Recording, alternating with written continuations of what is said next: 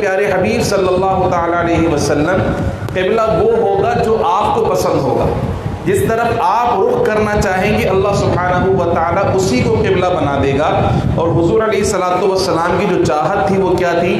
وہ تھی کہ بیت اللہ شریف مسلمانوں کا قبلہ بن جائے۔ تو اللہ سبحانہ و تعالیٰ نے پیارے حبیب علیہ الصلوۃ والسلام کو حکم دیا کہ اب مزید انتظار نہ کریں، آپ نے یہ جو 2 رکعتیں بیت المقدس کی طرف رخ کر کے پڑھ لی، اب اس کے بعد مزید انتظار نہ کریں، دوران نماز ہی اپنا چہرہ قبلے کی طرف پھیر لیجیے۔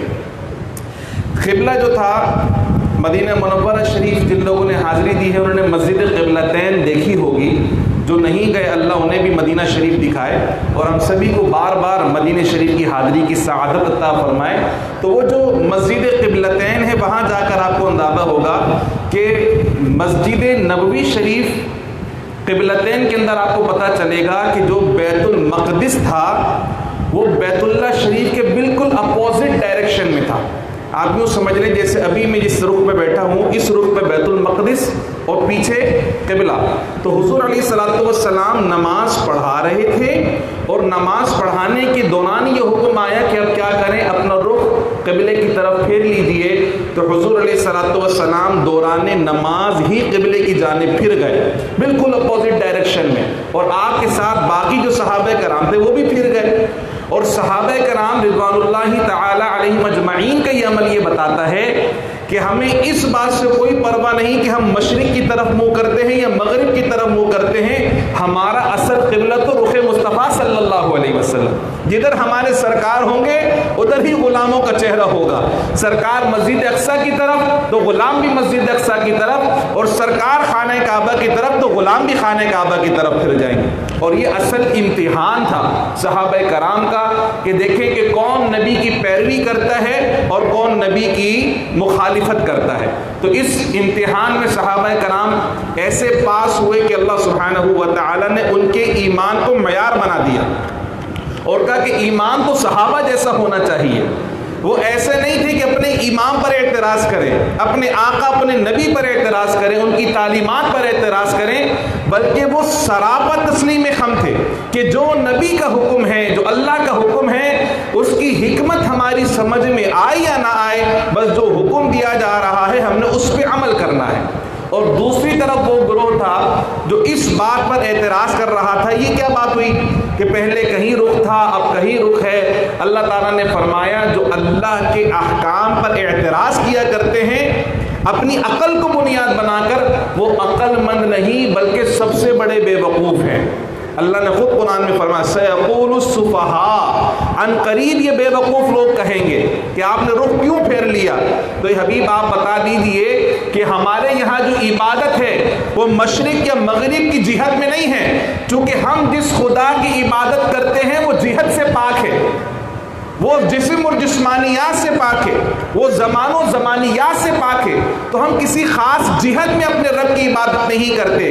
ہمارے وہاں جہاد اصل میں مقصود نہیں ہے، اصل مقصود تو عبادت ہے، اور ہم جس طرف رخ کریں ہمارے رب اپنی رحمت کے ساتھ اپنی قدرت کے ساتھ وہاں پر موجود ہے۔ یہ جو ہم رخ کرتے ہیں در حقیقت صرف اور صرف تعظیم کے لیے کرتے ہیں کہ حقیقت میں عبادت خدا کی ہو رہی ہے، مگر جو ہمارے سجدوں کی ڈائریکشن ہے وہ بیت اللہ شریف کی ہے، وہ اللہ کا گھر ہے، وہ صرف ڈائریکشن کے لیے ہے۔ ہم بیت اللہ کی عبادت نہیں کرتے، ہم اللہ کی عبادت کیا کرتے ہیں۔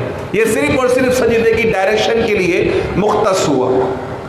پھر اسی صورت مبارکہ میں اللہ سبحانہ و تعالیٰ نے یہ ارشاد فرمایا کہ تمہیں آزمایا جائے گا، خوف بھی پیدا کیا جائے گا، بھوک بھی ہوگی، افلاس بھی ہوگی، موت بھی ہے، مختلف قسم کی آزمائشیں اور تکلیفیں تمہاری زندگی میں آئیں گی۔ تم نے کیا کرنا ہے؟ تم نے صبر کرنا ہے، شور نہیں کرنا، آہو بکا نہیں کرنا، نماز پڑھنی ہے، نماز پڑھ کر اللہ سے مدد مانگنی ہے اور صبر کرنا ہے۔ جو ان مشکلات اور مسائل میں صبر کریں، ان اللہ مع الصابرین، تو پھر اللہ صبر کرنے والوں کے ساتھ ہے۔ یہ امتحان اسی لیے ہوتا ہے کہ بندے کے درجات بلند کر دیے جائیں، اس کے مقام و مرتبے کو بڑھا دیا جائے۔ تو شور نہیں مچانا بلکہ صبر کرنا ہے، نماز پڑھنی ہے، نماز کے ذریعے مدد طلب کرنی ہے۔ اللہ تعالیٰ مشکلات کو بھی دور فرما دیتا ہے اور بندوں کے درجے بھی بلند فرما دیا کرتا ہے۔ اور کہا کہ سب سے بڑی بلا اور آزمائش تو یہ ہے کہ بندے کی جان اللہ کی راہ میں چلی جائے. چونکہ بھوک، افلاس، مال کی تنگیت کبھی نہ کبھی ختم ہو سکتی ہیں، لیکن اگر بندے کی جان ہی چلی گئی تو کیا دوبارہ واپس آ سکتا ہے وہ؟ بتائیے آپ لوگ بتائیں گے. اگر کسی کا انتقال ہو جائے دوبارہ واپس آ سکتا ہے؟ تو سب سے بڑی آزمائش یہ ہے کہ بندہ اللہ کی راہ میں قتل کر دیا جائے. بظاہر سب یہ سمجھے کہ اس کا سر تن سے جدا ہو چکا ہے، یہ مر چکا ہے، ہم نے اس کا جنازہ پڑھ لیا ہے، اپنے کندھوں پہ اس کی میت کو اٹھا کر قبر تک لے گئے، ہم نے اس کو دفن کر دیا، سلیب رکھ دی ہے، مٹی ڈال دی ہے، پورا معاشرہ اس بات کی گواہی دے رہا ہے کہ یہ مر گیا ہے. مگر اللہ کہتا ہے جو ہماری راہ میں مرے انہیں مردہ نہ کہو، وہ تو زندہ ہیں، وہ زندہ ہیں. تمہیں ان کی زندگی کا شعور نہیں ہے، چونکہ تمہارے نزدیک زندگی سانسوں کا آنا جانا ہے، مگر حقیقت میں اللہ کے نزدیک زندگی اس دنیا کی زندگی کو نہیں کہتے، بلکہ زندگی تو وہ ہے جو کبھی ختم نہ ہونے والی ہو، اور وہ آخرت کی زندگی ہے. کہا جو اللہ کی راہ میں شہید کر دیے جائیں انہیں مردہ نہ کہو، وہ زندہ ہیں. اور اللہ سبحانہ و تعالیٰ کی بارگاہ سے انہیں رزق دیا جاتا ہے. اور مومنوں کا شیوا یہ ہے کہ کوئی تکلیف پریشانی آتی ہے یا کوئی نعمت اس سے لے لی جاتی ہے تو وہ شور نہیں مچاتا، بلکہ کہتا ہے انا للہ و انا الیہ راجعون. یہ صرف میت کے وقت پڑھنے کا دعا نہیں ہے، بلکہ کوئی بھی مصیبت آئے، کوئی بھی تکلیف اور پریشانی آئے تو یہ جملہ کہنا چاہیے انا للہ و انا الیہ راجعون. بے شک ہم اللہ ہی کے ہیں اور اللہ ہی کی طرف لوٹ کر جانے والے ہیں. یہی ہماری اصل منزل ہے، یہی اصل ہمارا اسٹیج ہے کہ ہم سب نے اللہ سبحانہ و تعالیٰ کی بارگاہ میں حاضر ہونا ہے. تو کوئی بھی تکلیف، مصیبت، پریشانی آئے تو یہ دعا پڑھیں. اور اسی طرح بزرگان دین نے یہ وظیفہ دیا کہ اگر کسی کی کوئی چیز گم ہو جائے تو یہ آیت مبارکہ انا للہ و انا الیہ راجعون پاک کاغذ پر لکھیں اور پاک جگہ پر کسی بھاری چیز کے نیچے اس کو دبا دیں، تو انشاءاللہ عز و جل اللہ سبحانہ و تعالی کرم فرمائے گا اور وہ گمی ہوئی چیز اس کو واپس مل جائے گی. پھر اللہ سبحانہ و تعالی نے صفا و مروہ کا تذکرہ فرمایا کہ صفا و مروہ بظاہر دکھنے میں تو عام پہاڑیاں ہیں، لیکن یہ اللہ کی نشانی ہیں. اللہ نے کیٹو کو، ہمالیہ کو، ماؤنٹ ایورسٹ کو اپنی نشانی قرار نہیں دیا، حالانکہ بلند و بالا پہاڑ ہیں. اللہ نے ان معمولی کالے کالے پہاڑوں کو کہا کہ ان الصفا والمروہ من شعائر اللہ، کہ صفا و مروہ اللہ تعالیٰ کی نشانیوں میں سے ایک نشانی ہے. وہ اس لیے کہ ماؤنٹ ایورسٹ ہوگا بڑا اپنی جگہ پر، کوہ ہمالیہ ہوگا اپنی بڑا اپنی جگہ کے اوپر، لیکن اللہ کی نشانی بننے کے لیے بڑا ہونا ضروری نہیں ہے، اللہ کے محبوبوں سے نسبت ہونا ضروری ہے. جو اللہ کے پیاروں سے جڑ جاتا ہے، جو اللہ کے پیاروں سے نسبت قائم کر لیا کرتا ہے، وہی اللہ کے محبوب اور اللہ کے نزدیک نشانی بنتا ہے. کہا صفا و مروہ پہ چونکہ اماں ہاجرہ دوڑی تھی، ان کے دوڑنے کی برکت سے، اللہ کی محبوب بندی کے قدموں کی برکت سے اللہ سبحانہ و تعالی نے ان پہاڑوں کو اپنی نشانی بنا لیا ہے. اور اللہ کو یہ دوڑنا اتنا پسند آیا کہ قیامت تک وہ مسلمان جو عمرے اور حج کی ادائیگی کے لیے جائیں گے، خواہ وہ مرد ہو یا عورت، سب کے لیے صفا و مروہ کی سعی کرنا واجب قرار دے دیا گیا ہے. کہ وہ عبادت کی نیت سے وہ نہیں دوڑی تھی، مگر جو تم دوڑو گے اماں ہاجرہ کے قدموں کے نشانوں پر، تمہارا دوڑنا تمہارے لیے عبادت بنا دیا گیا ہے. تو اللہ کے محبوبوں سے نسبت ہو تو اللہ سبحانہ و تعالیٰ کی بارگاہ میں اس چیز کا مقام و مرتبہ بڑھا دیا جاتا ہے. پھر اللہ سبحانہ و تعالیٰ نے روزوں کی فرضیت کا بھی ذکر فرمایا. اللہ سبحانہ و تعالیٰ نے حکم قصاص کا ذکر فرمایا کہ کتب علیکم القصاص فی القتلى، اگر کسی کو ناحق قتل کر دیا جائے تو بدلے میں قاتل کو بھی اسی طرح قتل کیا جائے. اللہ تعالیٰ نے فرمایا کہ بظاہر تو ایسا لگتا ہے کہ مزید خون بہایا جا رہا ہے، لیکن اس حکم کے پیچھے حکمت یہ ہے کہ وَلَكُمْ فِي الْقِصَاصِ حَيَاتٌ یا اُولِي الْأَلْبَابِ، اے عقل والوں اس قصاص کے حکم میں تمہارے لیے زندگی ہے.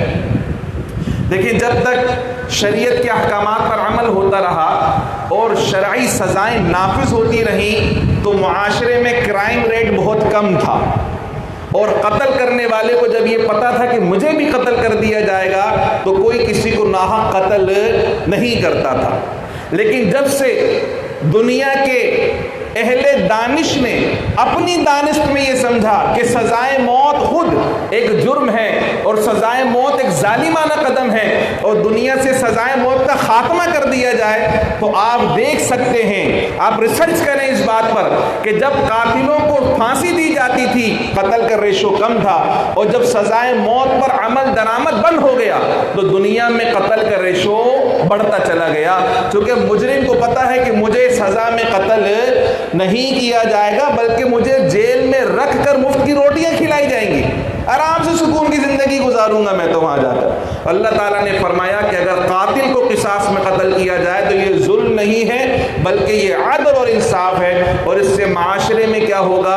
معاشرے سے قتل و غارت گری کا خاتمہ ہو جائے گا۔ پھر اللہ سبحانہ و تعالیٰ نے ماہ رمضان کے روزوں میں جہاں فرضیت قرار دی وہیں ایک رخصت بھی دی کہ اگر کوئی مریض ہے، روزہ رکھنے کی طاقت نہیں رکھتا، کوئی حالت سفر میں ہے، تو ان کو اللہ سبحانہ و تعالی نے رخصت عطا فرمائی کہ وہ ان روزوں کی قضا کر لیں گے۔ معاف پھر بھی نہیں ہے کہ چھوڑ دیے، نہیں، بلکہ روزوں کی قضا ہوگی، اور ماہ رمضان گزرنے کے بعد وہ جو روزے چھوٹے تھے ان روزوں کو بعد میں رکھا جائے گا۔ پھر فدیے کا بھی ذکر آ گیا، کوئی ایسا شخص جو دائمی بیمار ہو اور جس کی ٹھیک ہونے کی کوئی امید نہ ہو، ایسے شخص ایک روزے کا فدیہ ایک صدقہ فطر ادا کرے، ایک روزے کا فدیہ ایک صدقہ فطر۔ اس سال جو صدقہ فطر ہے وہ 140 روپے فی شخص، اسی طرح صدقہ فدیہ جو ہوگا ایک روزے کا وہ بھی 140 روپے ہوگا، تو جتنے روزے چھوڑے اس حساب سے یہ کاؤنٹ کر لیا جائے اور یہ فدیہ ادا کر دیا جائے، تو اللہ تعالیٰ کی بارگاہ سے کبھی امید ہے کہ جو اس روزہ چھوڑنے کا وبال تھا اللہ سبحانہ و تعالیٰ اس سے اپنی رحمت سے خلاصی عطا فرمائے گا۔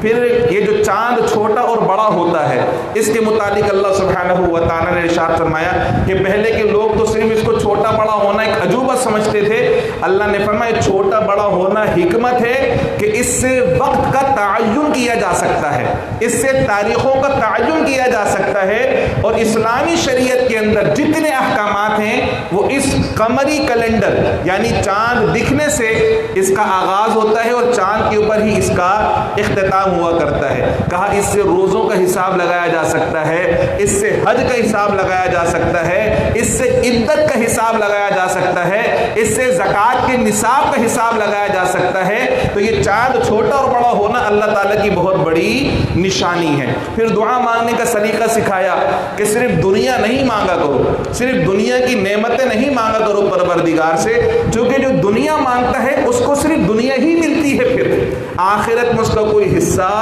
نہیں ہوتا۔ کہا مومن کی تو شان یہ ہے کہ وہ اللہ کی بارگاہ میں یوں دعا کرتا ہے، ربنا آتنا فی الدنیا حسنہ وفی الآخرۃ حسنہ وقنا عذاب النار۔ اے میرے مولا مجھے دنیا کے اندر بھی بھلائی عطا فرما اور آخرت کے اندر بھی بھلائی عطا فرما۔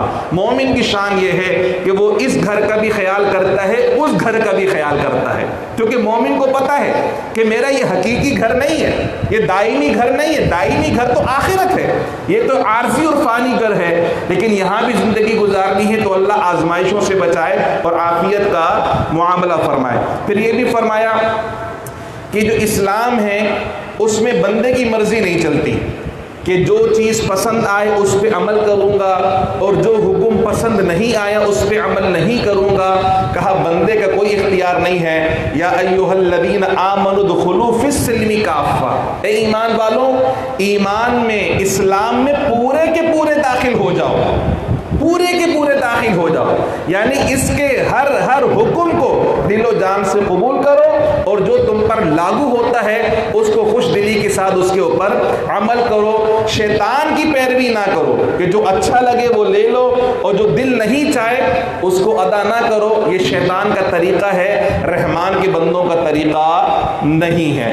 پھر اسی سورت مبارکہ میں اسی سپارے میں اللہ سبحانہ و تعالیٰ نے یہ بھی بتایا کہ یہ کہہ دیے نا کہ بھئی میں مسلمان ہو گیا، میں مومن ہو گیا اور بس جنتی ہو جاؤں گا، کہا نہیں، اللہ تعالیٰ سچ اور جھوٹ کو جانچتا ہے اور لوگوں پہ ظاہر کرتا ہے، حق اور باطل، سچ اور جھوٹ یہ لوگوں پہ واضح کیے جاتے ہیں، کس طریقے سے؟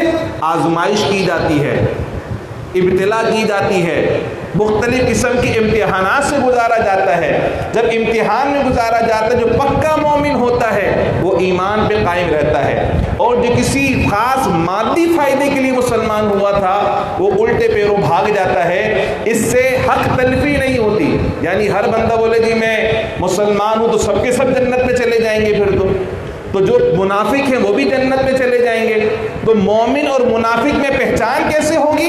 امتحان کے ذریعے، آزمائش کے ذریعے، ابتلا کے ذریعے، احکامات کے عمل کرنے کے ذریعے مومن اور منافق میں پہچان واضح ہو جاتی ہے، تاکہ مومن حضور کے ساتھ جنت میں جائیں گے اور منافق اپنے کفر اور نفاق کی وجہ سے جہنم میں داخل کیے جائیں گے. پھر اللہ سبحانہ و تعالی نے نکاح اور طلاق کے احکامات کو اس کے اندر بیان فرمایا.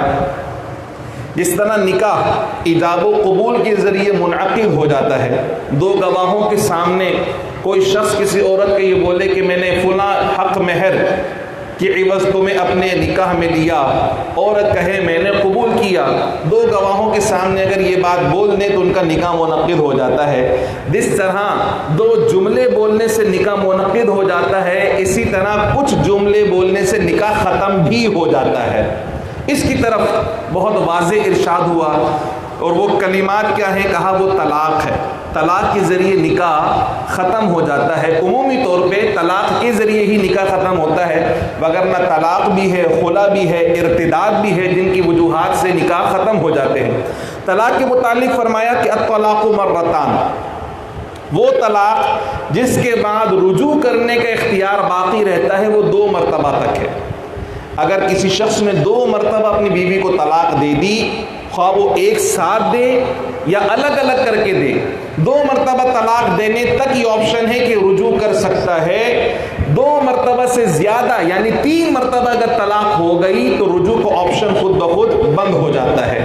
اس کو کہتے ہیں طلاق مغلظہ. 3 طلاق دینے سے نکاح کا رشتہ ختم ہو جاتا ہے. اب یہاں پہ 2 باتیں میں آپ سے عرض کرنا چاہوں گا. ایک تو یہ کہ جس عورت کو طلاق ہو گئی اس کی عدت کتنی ہے؟ اللہ تعالیٰ نے فرمایا والمطلقات یتربصن بانفسہن ثلاثۃ قروء. یہ قرآن کی آیت ہے کہ مطلقہ عورت کو عدت کرنی پڑے گی، عدت کرنا واجب ہے. اگر نہیں کرے گی تو گناہ گار ہوگی، اگر اپنی منمانی کرے گی تو گناہ گار ہوگی، یہ سمجھے گی مجھ پہ ظلم کیا جا رہا ہے تو گناہ گار ہوگی. اللہ نے حکم دیا، اللہ کی بندی ہے تو اللہ کے حکم پہ عمل کرے. 3 ناپاکی کے ایام کا سرکل جب تک مکمل نہیں ہو جاتا اس کی عدت برقرار رہے گی. مطلقہ عورت کی اگر اسے ناپاکی کا خون جاری رہتا ہے اور اگر وہ حاملہ ہے تو جب تک ڈلیوری نہیں ہو جاتی اس وقت تک اسے عدت گزارنی پڑے گی. اگر اسے مینسز آتے ہی نہیں ہیں تو 3 مہینے مکمل اس کی عدت ہوگی. 3 مہینے ختم ہونے کے بعد اس کی عدت ختم ہو جائے گی، وہ پھر جس مرد سے چاہے نکاح کر لے. عدت کا ہمارے وہاں کانسیپٹ یہ ہے کہ باہر نہیں نکلنا ہے، نامحرم سے نہیں ملنا، آسمان کو نہیں دیکھنا. بھائی نامحرم سے تو ویسے بھی بات نہیں کرنی ہے. یہ کیا بات ہوئی کہ عدت میں ہی بات نہیں کرنی، عدت کے اندر ہی سامنا نہیں کرنا. آسمان دیکھنے پہ کوئی پابندی نہیں ہے، ضرورت کی بنا پر باہر جانے پر کوئی پابندی نہیں ہے. عدت میں پابندی ہے بناؤ سنگھار کرنے پر، کہ عدت کے دوران عورت بناؤ سنگھار نہیں کرے گی، زیور نہیں پہنے گی، رنگ برنگی کپڑے نہیں پہنے گی، خوشبو نہیں لگائے گی، مہندی نہیں لگائے گی، بالوں میں کلر نہیں کرے گی، سرما نہیں لگائے گی، اور باریک کنگھے سے کنگھی نہیں کرے گی. ساری چیزیں بناؤ سنگھار کے اندر آتی. اصل پابندی یہ ہے. اور دوسری پابندی کہ نکاح نہیں کر سکتی اس دوران. یہ ہے اصل میں عدت. ہمارے وہاں جو اسی طرح یہاں پہ یہ طلاق والی بات کر لیں، پھر وفات پہ ہم آتے ہیں. دوسرا جو مسئلہ اس کے ساتھ جڑا ہوا ہے، 3 طلاق دینے کے بعد واپس پہلے شوہر سے رجوع کرنا چاہتے ہیں تو ہمارے وہاں ایک لفظ کلمہ استعمال ہوتا ہے حلالے کا.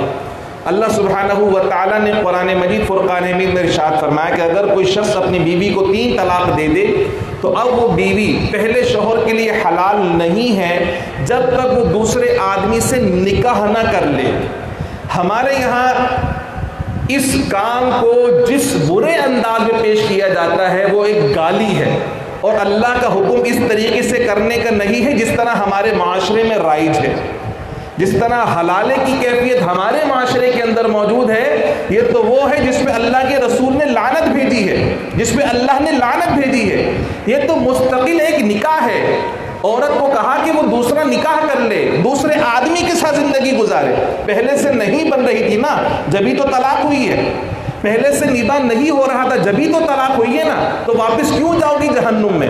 کسی دوسرے آدمی سے نکاح کرو، ہو سکتا ہے خوشیوں بھری زندگی مل جائے، ہو سکتا ہے راحت بھری زندگی مل جائے، ہو سکتا ہے ذہنی مہنگی ہو جائے۔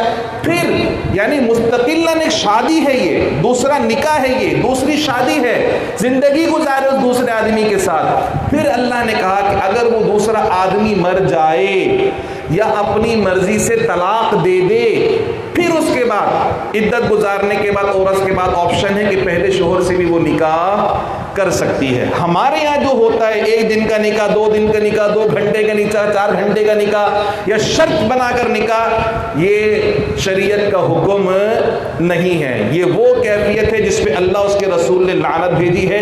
اللہ تعالی ہم سب کو محفوظ فرمائے۔ ہم نے قرآن کے حکم کا مذاق بنا لیا ہے، اور ہماری حرکتوں کی وجہ سے جو غیر مسلم ہے وہ ہمارا مذاق بناتے ہیں کہ دیکھو انہوں نے تو کیسا کھیل نکال لیا کہ ایک عورت 2 گھنٹے کے لیے کسی سے نکاح کر لے، پھر طلاق لے کر پہلے شوہر کے پاس چلا جائے۔ تو ایسی کوئی شریعت نے اجازت نہیں دی ہے۔ یہ جس کو حلالہ آپ کہتے ہیں، یہ مستقلاً ایک نکاح ہے، باقاعدہ ایک دوسری شادی ہے اس عورت کی، اور اس کو زندگی گزارنے کا حکم دیا ہے شریعت نے۔ اس لیے اس غلط فہمی سے اپنے آپ کو نکالنا ہوگا۔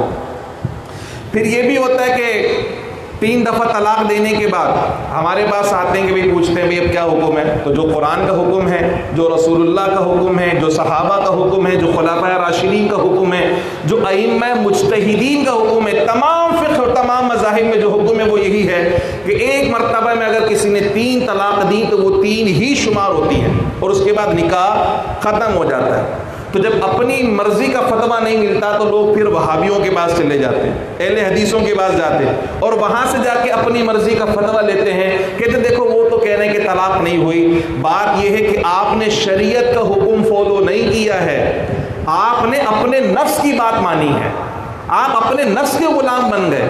اگر شریعت کو ہی فالو کرنا تھا تو پہلے علامہ صاحب کے فتوے پہ عمل کر لیتے نا، ان کا فتویٰ کیوں نہیں مانا؟ اس لیے نہیں مانا کہ وہ آپ کی مرضی کے خلاف تھا۔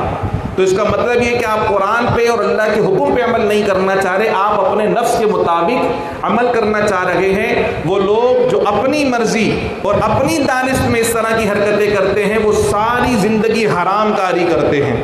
ان کی جتنی اولادیں ہوتی ہیں وہ ثابت النسب نہیں ہوتی، اور انہیں اللہ کی بارگاہ میں اس کا جواب دینا پڑے گا۔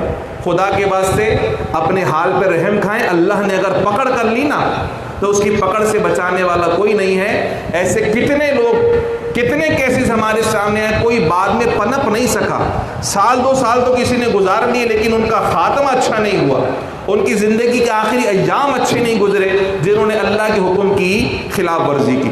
پھر طلاق کی عدت کے بعد وفات کی عدت کا بیان ہوا۔ اگر کسی خاتون کے شوہر کا انتقال ہو جائے تو ان کی عدت 4 ماہ 10 دن، 4 مہینے 10 دن ان کی عدت ہے، اور یہ عدت بھی اللہ نے قرآن کے اندر بیان کی ہے۔ اگر کوئی پوری نہیں کرتا تو وہ گناہ گار ہے۔